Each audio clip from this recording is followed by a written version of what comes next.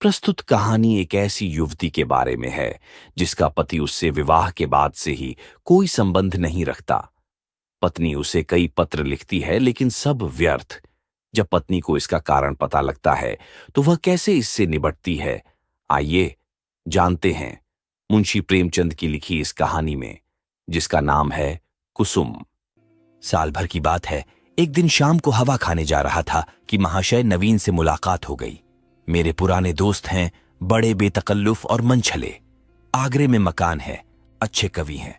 उनके कवि समाज में कई बार शरीक हो चुका हूं। ऐसा कविता का उपासक मैंने नहीं देखा। पेशा तो वकालत, पर डूबे रहते हैं काव्य चिंतन में। आदमी ज़हीन है। मुक्तमा सामने आया और उसकी तह तक पहुंच गए। इसीलिए कभी कभी मुक्त में मिल जाते हैं, लेकिन कचहरी के बाहर अदालत या मुकदमे की चर्चा उनके लिए निषिद्ध है। अदालत की चारदीवारी के अंदर 4-5 घंटे वह वकील होते हैं। चारदीवारी के बाहर निकलते ही कवि हैं सिर से पांव तक। जब देखिए कवि मंडल जमा है, कवि चर्चा हो रही है, रचनाएं सुन रहे हैं, मस्त हो होकर झूम रहे हैं और अपनी रचना सुनाते समय तो उन पर एक तल्लीनता सी छा जाती है। कंठ स्वर भी इतना मधुर है कि उनके पद बाण की तरह सीधे कलेजे में उतर जाते हैं। अध्यात्म में माधुर्य की सृष्टि करना, निर्गुण में सगुण की बहार दिखाना उनकी रचनाओं की विशेषता है। वह जब लखनऊ आते हैं मुझे पहले सूचना दे दिया करते हैं। आज उन्हें अनायास लखनऊ में देखकर मुझे आश्चर्य हुआ। आप यहां कैसे? कुशल तो है? मुझे आने की सूचना तक न दी। बोले, भाईजान, एक जंजाल में फंस गया हूं, आपको सूचित करने का समय न था। फिर आपके घर को मैं अपना घर समझता हूं। इस तकल्लुफ की क्या जरूरत है कि आप मेरे लिए कोई विशेष प्रबंध करें? मैं एक जरूरी मुआमले में आपको कष्ट देने आया हूं। इस वक्त की सैर को स्थगित कीजिए और चलकर मेरी विपत्ति कथा सुनिए। मैंने घबरा कर कहा, आपने तो मुझे चिंता में डाल दिया। आप और विपत्ति कथा, मेरे तो प्राण सूखे जाते हैं। घर चलिए, चित्त शांत हो तो सुनाऊं। बाल बच्चे तो अच्छी तरह हैं? हाँ, सब अच्छी तरह हैं, वैसी कोई बात नहीं है। तो चलिए, रेस्टोरेंट में कुछ जलपान तो कर लीजिए। नहीं भाई, इस वक्त मुझे जलपान नहीं सूझता। हम दोनों घर की ओर चले। घर पहुंचकर उनका हाथ मुंह धुलाया, शरबत पिलाया। इलायची पान खाकर उन्होंने अपनी विपत्ति कथा सुनानी शुरू की। कुसुम के विवाह में आप गए ही थे, उसके पहले भी आपने उसे देखा था। मेरा विचार है कि किसी सरल प्रकृति के युवक को आकर्षित करने के लिए जिन गुणों की जरूरत है वह सब उसमें मौजूद है। आपका क्या ख्याल है? मैंने तत्परता से कहा, मैं आपसे कहीं ज्यादा कुसुम का प्रशंसक हूं। ऐसी लज्जाशील, सुघड़, सलीकेदार और विनोदिनी बालिका मैंने दूसरी नहीं देखी। महाशय नवीन ने करुण स्वर में कहा, वही कुसुम आज अपने पति के निर्दय व्यवहार के कारण रो रो कर प्राण दे रही है। उसका गौना हुए 1 साल हो रहा है। इस बीच में वह 3 बार ससुराल गई, पर उसका पति उससे बोलता ही नहीं। उसकी सूरत से बेजार है। मैंने बहुत चाहा कि उसे बुलाकर दोनों में सफाई करा दूं, मगर न आता है, न मेरे पत्रों का उत्तर देता है। न जाने क्या गांठ पड़ गई है कि उसने इस बेदर्दी से आंखें फेर लीं। अब सुनता हूं उसका दूसरा विवाह होने वाला है। कुसुम का बुरा हाल हो रहा है। आप शायद उसे देखकर पहचान भी न सकें। रात दिन रोने के सिवा दूसरा काम नहीं है। इससे आप हमारी परेशानी का अनुमान कर सकते हैं। जिंदगी की सारी अभिलाषाएं मिटी जाती हैं। हमें ईश्वर ने पुत्र न दिया, पर हम अपनी कुसुम को पाकर संतुष्ट थे और अपने भाग्य को धान्य मानते थे। उसे कितने लाड़ प्यार से पाला, कभी उसे फूल की छड़ी से भी न छुआ। उसकी शिक्षा दीक्षा में कोई बात उठा न रखी। उसने BA नहीं पास किया, लेकिन विचारों की प्रौढ़ता और ज्ञान विस्तार में किसी ऊंचे दर्जे की शिक्षित महिला से कम नहीं। आपने उसके लेख देखे हैं। मेरा ख्याल है बहुत कम देवियां वैसे लेख लिख सकती हैं। समाज, धर्म, नीति सभी विषयों में उसके विचार बड़े परिष्कृत हैं। बहस करने में तो वह इतनी पटु है कि मुझे आश्चर्य होता है। गृह प्रबंध में इतनी कुशल कि मेरे घर का प्राय सारा प्रबंध उसी के हाथ में था, किंतु पति की दृष्टि में वह पांव की धूल के बराबर भी नहीं। बार बार पूछता हूं, तूने उसे कुछ कह दिया है या क्या बात है? आखिर वह क्यों तुझसे इतना उदासीन है? इसके जवाब में रोकर यही कहती है, मुझसे तो उन्होंने कभी कोई बातचीत ही नहीं की। मेरा विचार है कि पहले ही दिन दोनों में कुछ मनमुटाव हो गया।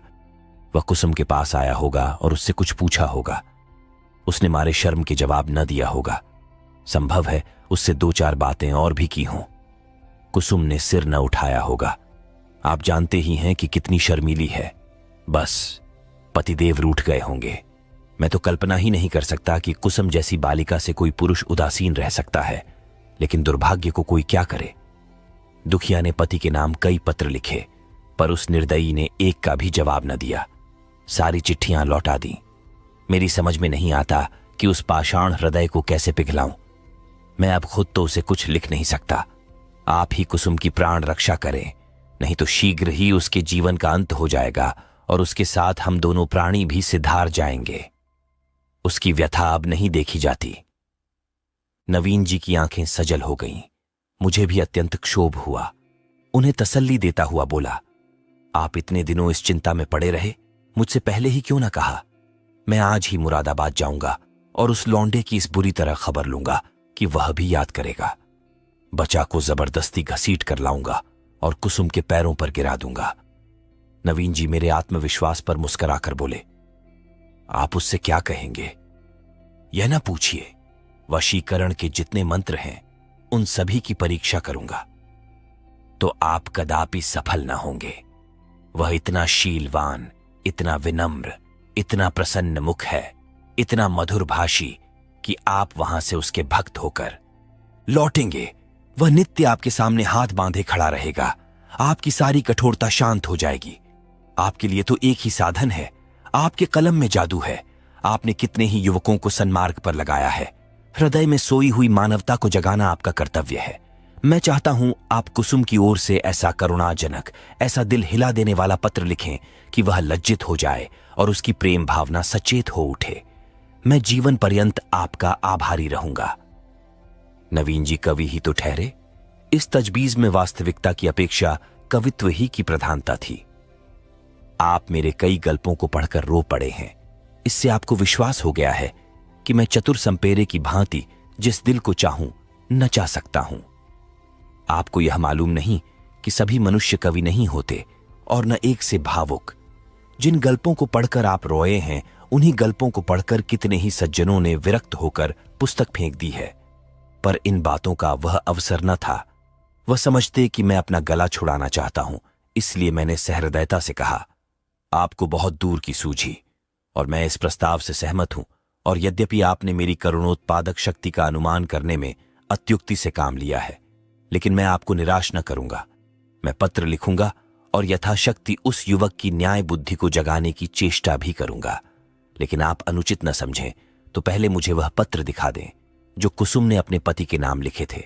उसने पत्र तो लौटा ही दिए हैं, और यदि कुसुम ने उन्हें फाड़ नहीं डाला है तो उसके पास होंगे। उन पत्रों को देखने से मुझे झांत हो जाएगा कि किन पहलुओं पर लिखने की गुंजाइश बाकी है। नवीन जी ने जेब से पत्रों का एक पुलिंदा निकालकर मेरे सामने रख दिया और बोले, मैं जानता था आप इन पत्रों को देखना चाहेंगे, इसलिए इन्हें साथ लेता आया। आप इन्हें शौक से पढ़ें। कुसुम जैसी मेरी लड़की है, वैसी ही आपकी भी लड़की है। आपसे क्या पर्दा। सुगंधित गुलाबी चिकने कागज पर बहुत ही सुंदर अक्षरों में लिखे उन पत्रों को मैंने पढ़ना शुरू किया। मेरे स्वामी, मुझे यहां आए 1 सप्ताह हो गया, लेकिन आंखें पल भर के लिए भी नहीं झपकी। सारी रात करवटें बदलते बीत जाती हैं। बार बार सोचती हूं, मुझसे ऐसा क्या अपराध हुआ कि उसकी आप मुझे यह सजा दे रहे हैं। आप मुझे झिड़कें, घुड़कें, कोसें, इच्छा हो तो मेरे कान भी पकड़ें। मैं इन सभी सजाओं को सहर्ष सह लूंगी, लेकिन यह निष्ठुरता नहीं सही जाती। मैं आपके घर 1 सप्ताह रही। परमात्मा जानता है कि मेरे दिल में क्या क्या अरमान थे। मैंने कितनी बार चाहा कि आपसे कुछ पूछें, आपसे अपने अपराधों को क्षमा कराऊं, लेकिन आप मेरी परछाइयों से भी दूर भागते थे। मुझे कोई अवसर न मिला। आपको याद होगा कि जब दोपहर को सारा घर सो जाता था तो मैं आपके कमरे में जाती थी और घंटों सिर झुकाए खड़ी रहती थी, पर आपने कभी आंख उठाकर न देखा। उस वक्त मेरे मन की क्या दशा होती थी, इसका कदाचित आप अनुमान न कर सकेंगे। मेरी जैसी अभागिनी स्त्रियां इसका कुछ अंदाज कर सकती हैं। मैंने अपनी सहेलियों से उनकी सुहागरात की कथाएं सुन सुनकर अपनी कल्पना में सुखों का जो स्वर्ग बनाया था, उसे आपने कितनी निर्दयता से नष्ट कर दिया। मैं आपसे पूछती हूं, क्या आपके ऊपर मेरा कोई अधिकार नहीं है? अदालत भी किसी अपराधी को दंड देती है तो उस पर कोई न कोई अभियोग लगाती है, गवाहियां लेती है, उनका बयान सुनती है। आपने तो कुछ पूछा ही नहीं। मुझे अपनी खता मालूम हो जाती तो आगे के लिए सचेत हो जाती। आपके चरणों पर गिरकर कहती, मुझे क्षमा दान दो।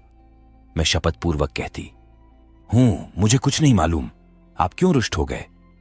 संभव है आपने अपनी पत्नी में जिन गुणों को देखने की कामना की हो वे मुझ में न हो। बेशक मैं अंग्रेजी नहीं पढ़ी, अंग्रेजी समाज की रीति नीति से परिचित नहीं, न अंग्रेजी खेल ही खेलना जानती हूं। और भी कितनी ही त्रुटियां मुझ में होंगी। मैं जानती हूं कि मैं आपके योग्य न थी। आपको मुझसे कहीं अधिक रूपवती, गुणवती, बुद्धिमती स्त्री मिलनी चाहिए थी। लेकिन मेरे देवता दंड अपराधों का मिलना चाहिए, त्रुटियों का नहीं। फिर मैं तो आपके इशारे पर चलने को तैयार हूं। आप मेरी दिलजोई करें, फिर देखिए मैं अपनी त्रुटियों को कितनी जल्द पूरा कर लेती हूं। आपका प्रेम कटाक्ष मेरे रूप को प्रदीप्त, मेरी बुद्धि को तीव्र और मेरे भाग्य को बलवान कर देगा। वह विभूति पाकर मेरी कायाकल्प हो जाएगी। स्वामी, क्या आपने सोचा है आप यह क्रोध किस पर कर रहे हैं?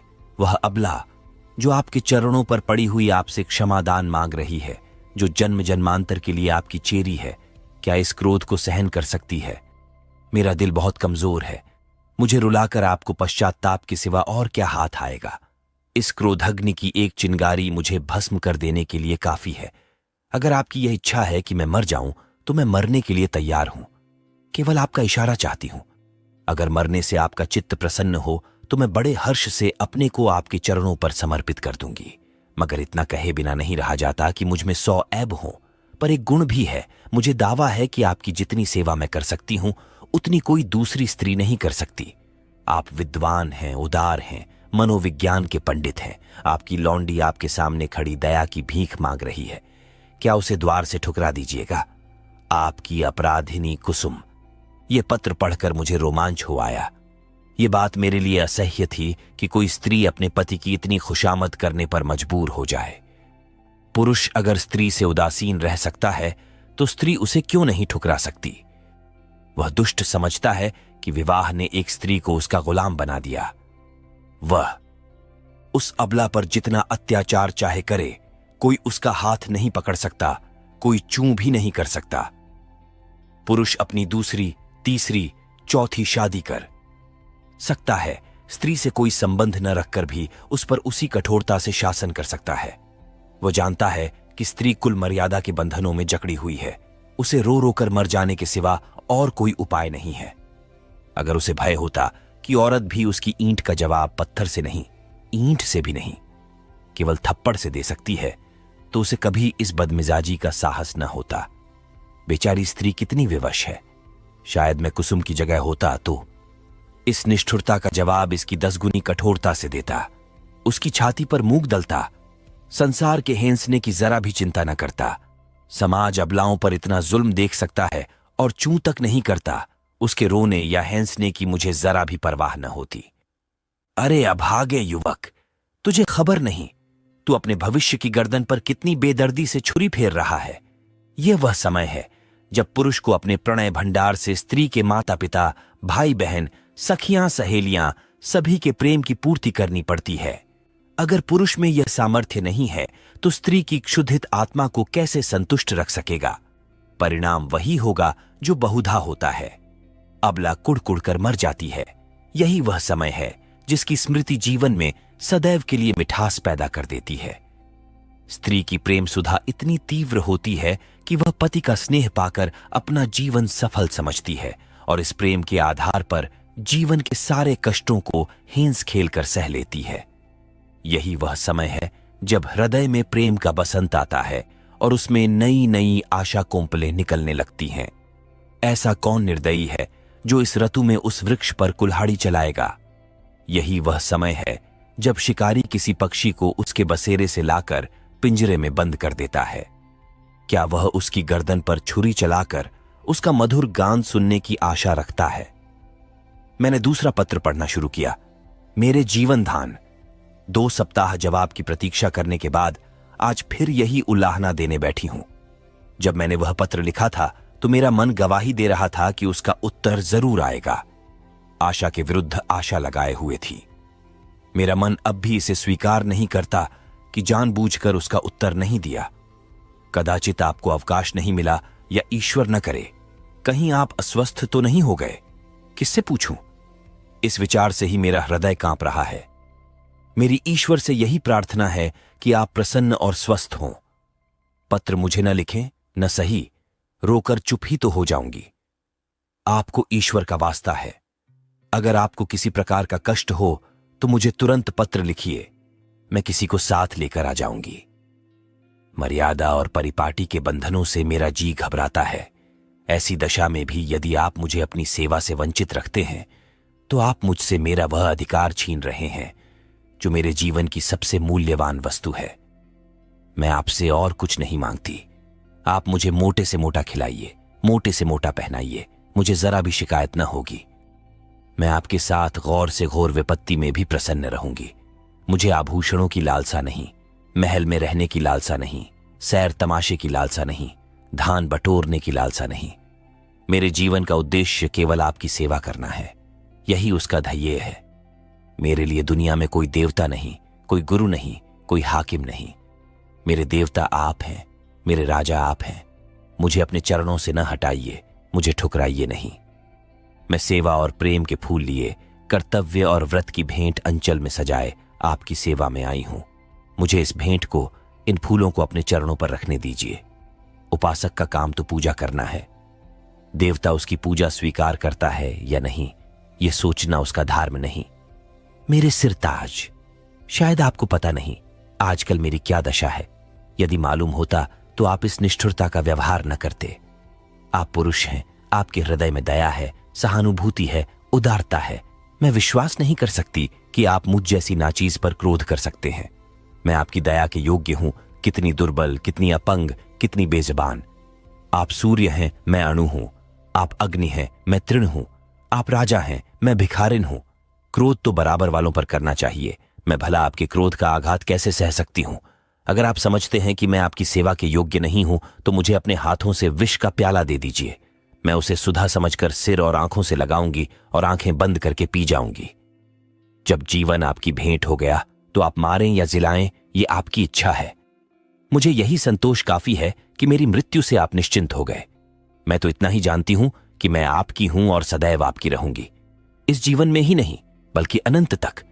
अभागिनी कुसुम। यह पत्र पढ़कर मुझे कुसुम पर भी झुंझलाहट आने लगी और उस लौंडे से घृणा हो गई। माना तुम स्त्री हो, आजकल के प्रथानुसार पुरुष को तुम्हारे ऊपर हर तरह का अधिकार है, लेकिन नम्रता की भी तो कोई सीमा होती है। तो उसे भी चाहिए कि उसकी बात न पूछे। स्त्रियाओं को धर्म और त्याग का पाठ पढ़ा पढ़ाकर हमने उनके आत्मसम्मान और आत्मविश्वास दोनों ही का अंत कर दिया। अगर पुरुष स्त्री का मोहताज नहीं तो स्त्री भी पुरुष की मोहताज क्यों है? ईश्वर ने पुरुष को हाथ दिए हैं तो क्या स्त्री को उससे वंचित रखा है? पुरुष के पास बुद्धि है तो क्या स्त्री अबोधा है? इसी नम्रता ने तो मर्दों का मिजाज आसमान पर पहुंचा दिया। पुरुष रूठ गया तो स्त्री के लिए मानो प्रलय आ गया।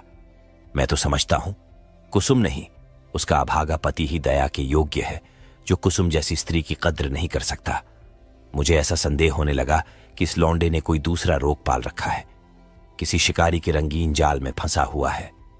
खैर, मैंने तीसरा पत्र खोला। प्रियतम, अब मुझे मालूम हो गया कि मेरी जिंदगी निरुद्देश्य है। जिस फूल को देखने वाला, चुनने वाला कोई नहीं, वह खिले तो क्यों? क्या इसीलिए कि मुरझाकर जमीन पर गिर पड़े और पैरों से कुचल दिया जाए? मैं आपके घर में 1 महीना रहकर दोबारा आई हूं।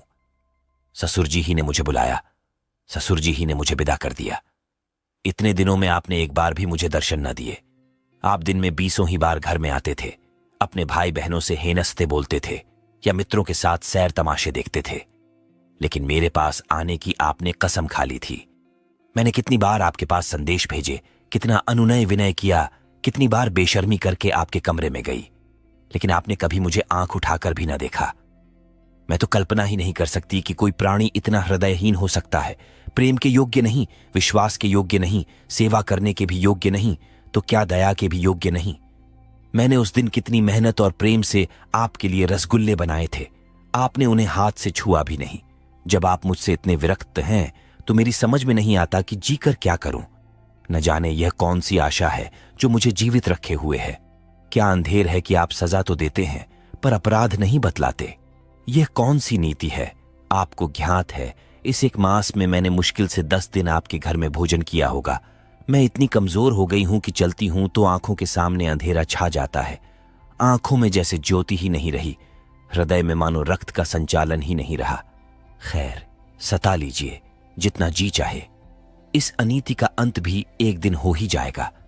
अब तो मृत्यु ही पर सारी आशाएं टिकी हुई हैं। अब मुझे प्रतीत हो रहा है कि मेरे मरने की खबर पाकर आप उछलेंगे और हल्की सौस लेंगे। आपकी आंखों से आंसू की एक बूंद भी न गिरेगी। पर यह आपका दोष नहीं, मेरा दुर्भाग्य है। उस जन्म में मैंने कोई बहुत बड़ा पाप किया था। मैं चाहती हूं मैं भी आपकी परवाह न करूं, आप ही की भांति आपसे आंखें फेर लूं, मुंह फेर लूं, दिल फेर लूं। लेकिन न जाने क्यों मुझ में वह शक्ति नहीं है। क्या लता वृक्ष की भांति खड़ी रह सकती है? वृक्ष के लिए किसी सहारे की जरूरत नहीं। लता वह शक्ति कहां से लाए? वह तो वृक्ष से लिपटने के लिए पैदा की गई है। उसे वृक्ष से अलग कर दो और वह सूख जाएगी। मैं आपसे पृथक अपने अस्तित्व की कल्पना ही नहीं कर सकती। मेरे जीवन की हर एक गति, प्रत्येक विचार, प्रत्येक कामना में आप मौजूद होते हैं। मेरा जीवन वह वृत्त है जिसके केंद्र आप हैं। मैं वह हार हूं जिसके प्रत्येक फूल में आप धागे की भांति गुस्से हैं। उस धागे के बगैर हार के फूल बिखर जाएंगे और धूल में मिल जाएंगे। मेरी एक सहेली है शन्नो, उसका इस साल पाणी ग्रहण हो गया है। उसका पति जब ससुराल आता है, शन्नो के पांव जमीन पर नहीं पड़ते। दिन भर में न जाने कितने रूप बदलती है। मुख कमल खिल जाता है, उल्लास संभाले नहीं संभलता। उसे बिखेरती लुटाती चलती है। हम जैसे अभागों के लिए जब आकर मेरे गले से लिपट जाती है तो हर्ष और उन्माद की वर्षा से जैसे मैं लथपथ हो जाती हूं। दोनों अनुराग से मतवाले हो रहे हैं। उनके पास धन नहीं है, जायदाद नहीं है, मगर अपनी दरिद्रता में ही मग्न है। इस अखंड प्रेम का एक क्षण, उसकी तुलना में संसार की कौन सी वस्तु रखी जा सकती है? मैं जानती ही यैन, यह रंगरेलियां और बेफिक्रियां बहुत दिन न रहेंगी। जीवन की चिंताएं और दुराशाएं उन्हें भी परास्त कर देंगी, लेकिन ये मधुर स्मृतियां संचित धान की भांति अंत तक उन्हें सहारा देती रहेंगी। प्रेम में भीगी हुई सूखी रोटियां, प्रेम में रंगे हुए मोटे कपड़े और प्रेम के प्रकाश से आलोकित छोटी सी कोठरी, अपनी इस विपन्नता में भी वह स्वाद, वह शोभा और वह विश्राम रखती है जो शायद देवताओं को स्वर्ग में भी नसीब नहीं। जब शन्नो का पति अपने घर चला जाता है तो वह दुखिया किस तरह फूट फूट कर रोती है कि मेरा हृदय गदगद हो जाता है। उसके पत्र आ जाते हैं तो मानो उसे कोई विभूति मिल जाती है। उसके रोने में भी, उसकी विफलताओं में भी, उसके उपालंभों में भी एक स्वाद है, एक रस है। उसके आंसू व्यग्रता और विह्वलता के हैं, मेरे आंसू निराशा और दुख के। उसकी व्याकुलता में प्रतीक्षा और उल्लास है, मेरी व्याकुलता में दैन्य और परवशता। उसके उपालंभ में अधिकार और ममता है, मेरे उपालंभ में भग्नता और रुदन। पत्र लंबा हुआ जाता है और दिल का बोझ हल्का नहीं होता। भयंकर गर्मी पड़ रही है। दादा मुझे मसूरी ले जाने का विचार कर रहे हैं। मेरी दुर्बलता से उन्हें टीबी का संदेह हो रहा है। वह नहीं जानते कि मेरे लिए मसूरी नहीं, स्वर्ग भी कालकोठरी है। अभागिन, कुसुम, मेरे पत्थर के देवता कल मसूरी से लौट आई। लोग कहते हैं बड़ा स्वास्थ्यवर्धक और रमणीक स्थान है। मैं तो एक दिन भी कमरे से नहीं निकली। भग्न हृदयों के लिए संसार सूना है। मैंने रात एक बड़े मजे का सपना देखा। बतलाऊं, पर क्या फायदा? न जाने क्यों मैं अब भी मौत से डरती हूं। आशा का कच्चा धागा मुझे अब भी जीवन से बांधे हुए है। जीवन उद्यान के द्वार पर जाकर बिना सैर किए लौट आना कितना हसरतनाक है। अंदर क्या सुषमा है, क्या आनंद है। मेरे लिए वह द्वार ही बंद है। कितनी अभिलाषाओं से विहार का आनंद उठाने चली थी, कितनी तैयारियों से, पर मेरे पहुंचते ही द्वार बंद हो गया है। अच्छा बतलाओ, मैं मर जाऊंगी तो मेरी लाश पर आंसू की 2 बूंदें गिराओगे? जिसकी जिंदगी भर की जिम्मेदारी ली थी, जिसकी सदैव के लिए बौह पकड़ी थी, क्या उसके साथ इतनी भी उदारता न करोगे? मरने वालों के अपराध सभी क्षमा कर दिया करते हैं। तुम भी क्षमा कर देना। आकर मेरे शव को अपने हाथों से नहलाना, अपने हाथ से सौहाग के सिंदूर लगाना, अपने हाथ से सौहाग की चूड़ियां पहनाना अपने हाथ से मेरे मुंह में गंगा जल डालना, 2-4 पग कंधा दे देना, बस मेरी आत्मा संतुष्ट हो जाएगी और तुम्हें आशीर्वाद देगी। मैं वचन देती हूं कि मालिक के दरबार में तुम्हारा यश गाऊंगी। क्या यह भी महंगा सौदा है? इतने से शिष्टाचार से तुम अपनी सारी जिम्मेदारियों से मुक्त हुए जाते हो? हाँ, मुझे विश्वास होता कि तुम इतना शिष्टाचार करोगे तो मैं कितनी खुशी से मौत का स्वागत करती। लेकिन मैं तुम्हारे साथ अन्याय न करूंगी। तुम कितने ही निष्ठुर हो, इतने निर्दयी नहीं हो सकते। मैं जानती हूं तुम ये समाचार पाते ही आओगे और शायद एक क्षण के लिए मेरी शोक मृत्यु पर तुम्हारी आंखें रो पड़ें। कहीं मैं अपने जीवन में वह शुभ अवसर देख सकती। अच्छा, क्या मैं एक प्रश्न पूछ सकती हूं? नाराज न होना। क्या मेरी जगह किसी और सौभाग्यवती ने ले ली है? अगर ऐसा है तो बधाई। जरा उसका चित्र मेरे पास भेज देना। मैं उसकी पूजा करूंगी, उसके चरणों पर शीश नवाऊंगी। मैं जिस देवता को प्रसन्न न कर सकी, उसी देवता से उसने वरदान प्राप्त कर लिया। ऐसी सौभागिनी के तो चरण धो धो पीना चाहिए। मेरी हार्दिक इच्छा है कि तुम उसके साथ सुखी रहो। यदि मैं उस देवी की कुछ सेवा कर सकती, अपरोक्ष न सही, परोक्ष रूप से ही तुम्हारे कुछ काम आ सकती। अब मुझे केवल उसका शुभ नाम और स्थान बता दो। मैं सिर के बल दौड़ी हुई उसके पास जाऊंगी और कहूंगी, देवी, तुम्हारी लौंडी हूं, इसलिए कि तुम मेरे स्वामी की प्रेमिका हो। मुझे अपने चरणों में शरण दो। मैं तुम्हारे लिए फूलों की सेज बिछाऊंगी, तुम्हारी मांग मोतियों से भरूंगी, तुम्हारी एड़ियों में महावर रचाऊंगी।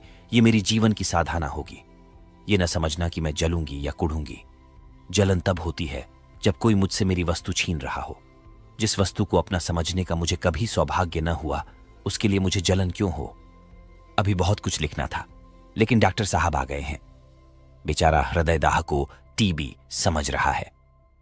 दुख की सताई हुई कुसुम। इन दोनों पत्रों ने धैर्य का प्याला भर दिया। मैं बहुत ही आवेशहीन आदमी हूं। भावुकता मुझे छू भी नहीं गई। अधिकांश कलाविदों की भांति मैं भी शब्दों से आंदोलित नहीं होता। क्या वस्तु दिल से निकलती है? क्या वस्तु केवल मर्म को स्पर्श करने के लिए लिखी गई है? ये भेद बहुधा मेरे साहित्यिक आनंद में बाधाक हो जाता है, लेकिन इन पत्रों ने मुझे आपे से बाहर कर दिया।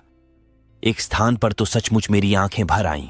ये भावना कितनी वेदनापूर्ण थी कि वही बालिका जिस पर माता पिता प्राण छिड़कते रहते थे, विवाह होते ही इतनी विपदग्रस्त हो जाए। विवाह क्या हुआ, मानो उसकी चिता बनी या उसकी मौत का परवाना लिखा गया। इसमें संदेह नहीं कि ऐसी वैवाहिक दुर्घटनाएं कम होती हैं, लेकिन समाज की वर्तमान दशा में उनकी संभावना बनी रहती है। जब तक स्त्री पुरुष के अधिकार समान न होंगे, ऐसे आघात नित्य होते रहेंगे। दुर्बल को सताना कदाचित प्राणियों का स्वभाव है। काटने वाले कुत्तों से लोग दूर भागते हैं, सीधे कुत्ते पर बालवृंद विनोद के लिए पत्थर फेंकते हैं। तुम्हारे 2 नौकर एक ही श्रेणी के हों, उनमें कभी झगड़ा ना होगा, लेकिन आज उनमें से एक को अफसर और दूसरे को उसका मातहत बना दो, फिर देखो अफसर साहब अपने मातहत पर कितना रोब जमाते हैं। सुखमय दाम्पत्य की नींव अधिकार साम्य ही पर रखी जा सकती है। इस वैषम्य में प्रेम का निवास हो सकता है, मुझे तो इसमें संदेह है। हम आज जिसे स्त्री पुरुषों में प्रेम कहते हैं, वह वही प्रेम है जो स्वामी को अपने पशु से होता है। पशु सिर झुकाए काम किए चला जाए, स्वामी उसे भूसा और खली भी देगा और उसकी देह भी सहलाएगा, उसे आभूषण भी पहनाएगा। लेकिन जानवर ने जरा चाल धीमी की, जरा गर्दन टेढ़ी की कि मालिक का चाबुक पीठ पर पड़ा। इसे प्रेम नहीं कहते। खैर, मैंने 5वां पत्र खोला जैसा मुझे विश्वास था। आपने मेरे पिछले पत्र का भी उत्तर न दिया। इसका खुला हुआ अर्थ है कि आपने मुझे परित्याग करने का संकल्प कर लिया है। जैसी आपकी इच्छा। पुरुष के लिए स्त्री पांव की जूती है, स्त्री के लिए तो पुरुष देवतुल्य है, बल्कि देवता से भी बढ़कर। विवेक का उदय होते ही वह पति की कल्पना करने लगती है। मैंने भी वही किया। जिस समय मैं गुड़िया खेलती थी, उसी समय आपने गुड्डे के रूप में मेरे मनोदेश में प्रवेश किया। मैंने आपके चरणों को पखारा, माला फूल और नैवेद्य से आपका सत्कार किया।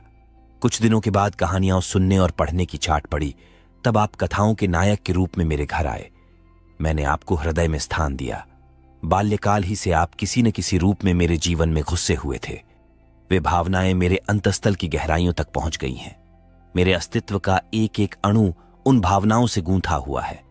उन्हें दिल से निकाल डालना सहज नहीं है। उसके साथ मेरे जीवन के परमाणु भी बिखर जाएंगे। लेकिन आपकी यही इच्छा है तो यही सही। मैं आपकी सेवा में सब कुछ करने को तैयार थी। अभाव और विपन्नता का तो कहना ही क्या, मैं तो अपने को मिटा देने को भी राजी थी। आपकी सेवा में मिट जाना ही मेरे जीवन का उद्देश्य था। मैंने लज्जा और संकोच का परित्याग किया, आत्मसम्मान को पैरों से कुचला, लेकिन आप मुझे स्वीकार नहीं करना चाहते। मजबूर हूं, आपका कोई दोष नहीं। अवश्य मुझसे कोई ऐसी बात हो गई है जिसने आपको इतना कठोर बना दिया है। आप उसे जबान पर लाना भी उचित नहीं समझते। मैं इस निष्ठुरता के सिवा और हर एक सजा झेलने को तैयार थी। आपके हाथ से जहर का प्याला लेकर पी जाने में मुझे विलंब न होता, किंतु विधि की गति निराली है। मुझे पहले इस सत्य के स्वीकार करने में बाधा थी कि स्त्री पुरुष की दासी है। मैं उसे पुरुष की सहचरी, अर्धांगिनी समझती थी, पर अब मेरी आंखें खुल गईं।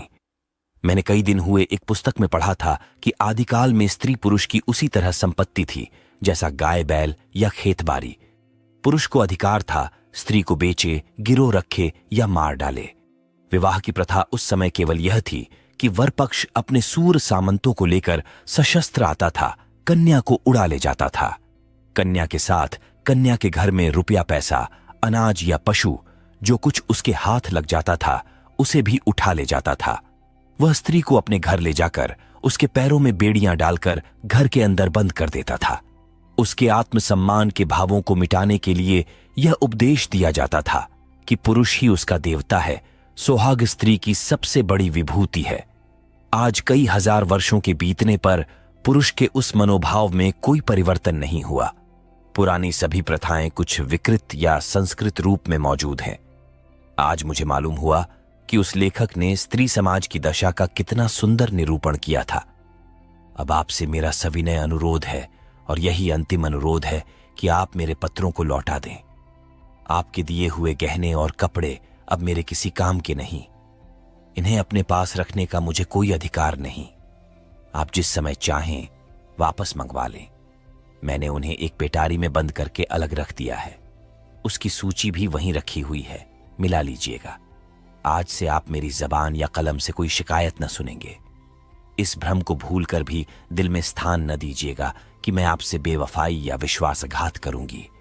मैं इसी घर में कुढ़ कुढ़ कर मर जाऊंगी, पर आपकी ओर से मेरा मन कभी मैला न होगा। मैं जिस जलवायु में पली हूं उसका मूल तत्व है पति में श्रद्धा। ईर्ष्या या जलन भी उस भावना को मेरे दिल से नहीं निकाल सकती। मैं आपकी कुल मर्यादा की रक्षिका हूं। उस अमानत में जीते जी खनायत न करूंगी। अगर मेरे बस में होता तो मैं उसे भी वापस कर देती, लेकिन यहां मैं भी मजबूर हूं और आप भी मजबूर हैं। मेरी ईश्वर से यही विनती है कि आप जहां रहें कुशल से रहें। जीवन में मुझे सबसे कटु अनुभव जो हुआ वह यही है कि नारी जीवन अधम है अपने लिए, अपने माता पिता के लिए, अपने पति के लिए। उसकी कदर न माता के घर में है न पति के घर में। मेरा घर शोकागार बना हुआ है। अम्मा रो रही हैं, दादा रो रहे हैं, कुटुंब के लोग रो रहे हैं। एक मेरी जात से लोगों को कितनी मानसिक वेदना हो रही है। कदाचित वे सोचते होंगे यह कन्या कुल में न आती तो अच्छा होता। मगर सारी दुनिया एक तरफ हो जाए, आपके ऊपर विजय नहीं पा सकती। आप मेरे प्रभु हैं। आपका फैसला अटल है। उसकी कहीं अपील नहीं, कहीं फरियाद नहीं। खैर, आज से यह कांड समाप्त हुआ। अब मैं हूं और मेरा दलित भग्न हृदय। हसरत यही है कि आपकी कुछ सेवा न कर सकी। अभागिनी, कुसुम, मालूम नहीं मैं कितनी देर तक मूक वेदना की दशा में बैठा रहा कि महाशय नवीन बोले, आपने इन पत्रों को पढ़कर क्या निश्चय किया? मैंने रोते हुए हृदय से कहा, अगर इन पत्रों ने उस नर पिशाच के दिल पर कोई असर न किया तो मेरा पत्र भला क्या असर करेगा? इससे अधिक करुणा और वेदना मेरी शक्ति के बाहर है। ऐसा कौन सा धार्मिक भाव है जिसे इन पत्रों में स्पर्श न किया गया हो? दया, लज्जा, तिरस्कार, न्याय, मेरे विचार में तो कुसुम ने कोई पहलू नहीं छोड़ा। मेरे लिए अब यही अंतिम उपाय है कि उस शैतान के सिर पर सवार हो जाऊं और उससे मुंह दर मुंह बातें करके इस समस्या की तह तक पहुंचने की चेष्टा करूं। अगर उसने मुझे कोई संतोषप्रद उत्तर न दिया तो मैं उसका और अपना खून एक कर दूंगा। या तो मुझी को फांसी होगी या वही काले पानी जाएगा।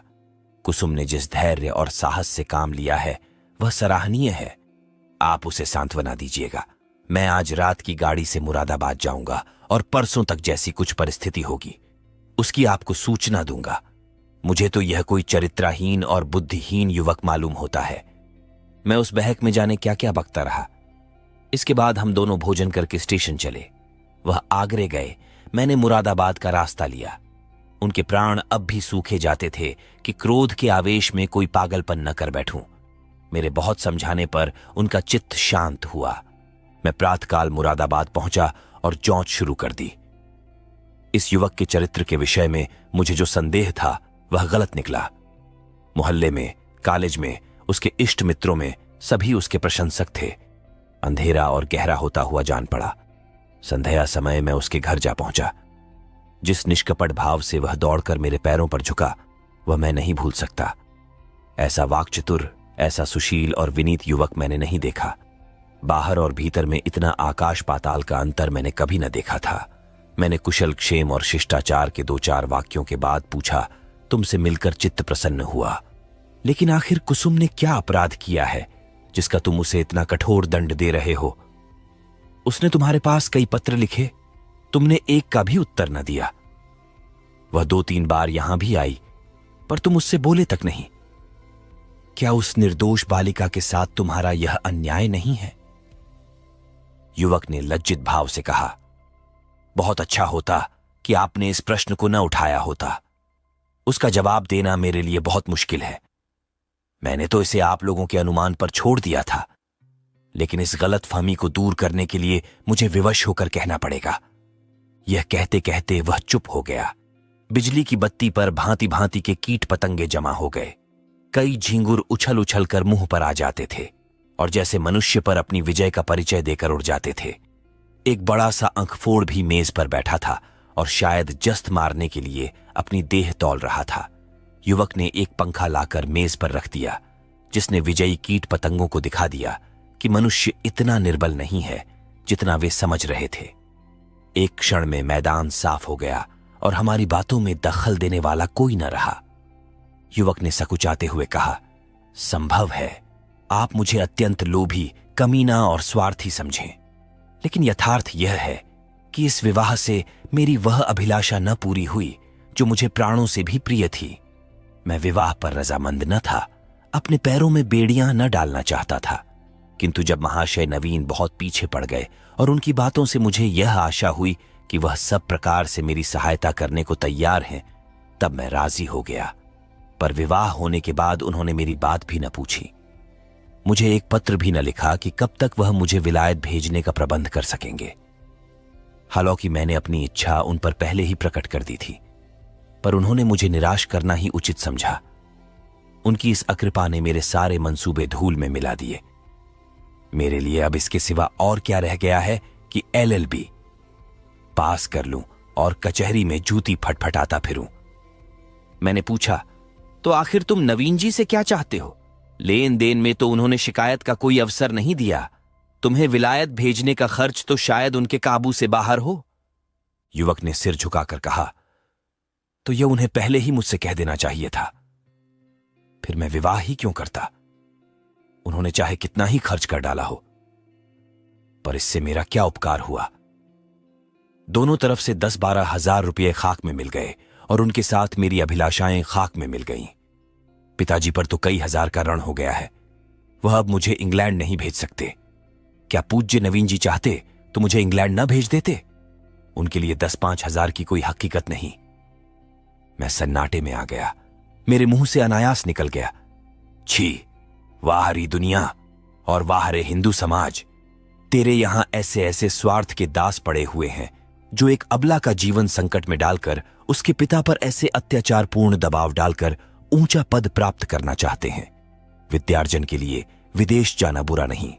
ईश्वर सामर्थ्य दे तो शौक से जाओ, किंतु पत्नी का परित्याग करके ससुर पर इसका भार रखना निर्लज्जता की पराकाष्ठा है।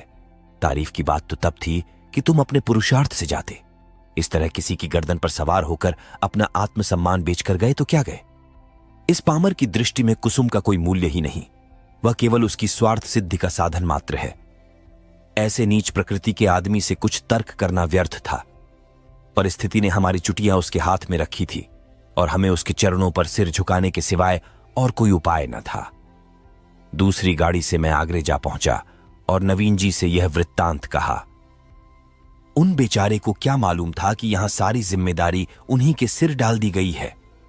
यद्यपि इस मंदी ने उनकी वकालत भी ठंडी कर रखी है और वह 10-5 हजार का खर्च सुगमता से नहीं उठा सकते, लेकिन इस युवक ने उनसे इसका संकेत भी किया होता तो वह अवश्य कोई न कोई उपाय करते। कुसुम के सिवा दूसरा उनका कौन बैठा हुआ है? उन बेचारे को तो इस बात का ज्ञान ही न था। अतएव मैंने यूं ही उनसे यह समाचार कहा तो वह बोल उठे, इस जरा सी बात को इस भले आदमी ने इतना टूल दे दिया। आप आज ही उसे लिख दें कि वह जिस वक्त जहां पढ़ने के लिए जाना चाहे शौक से जा सकता है। मैं उसका सारा भार स्वीकार करता हूं। साल भर तक निर्दयी ने कुसुम को रुला रुलाकर मार डाला। घर में इसकी चर्चा हुई। कुसुम ने भी मां से सुना। मालूम हुआ 1000 का चेक उसके पति के नाम भेजा जा रहा है, पर इस तरह जैसे किसी संकट का मोचन करने के लिए अनुष्ठान किया जा रहा हो। कुसुम ने भ्रिकुटी सिकोड़कर कहा, अम्मा, दादा से कह दो कहीं रुपये भेजने की जरूरत नहीं। माता ने विस्मित होकर बालिका की ओर देखा। कैसे रुपये? अच्छा, वह क्यों, इसमें क्या हर्ज है? लड़के का मन है तो विलायत जाकर पढ़े। हम क्यों रोकने लगे? यूं भी उसी का है, वो भी उसी का नाम है। हमें कौन छाती पर लाद कर ले जाना है? नहीं, आप दादा से कह दीजिए 1 पाई ना भेजें। आखिर इसमें क्या बुराई है?